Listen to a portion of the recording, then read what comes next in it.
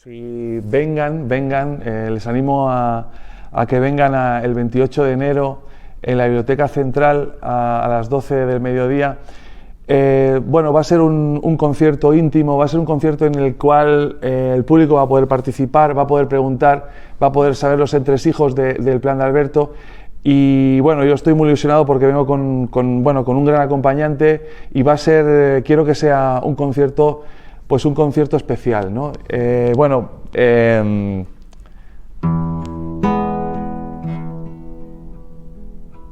Con la fortaleza aún temblando, del que se descubre cojo e incompleto, pero a la vez nunca jamás se ha sentido tan entero.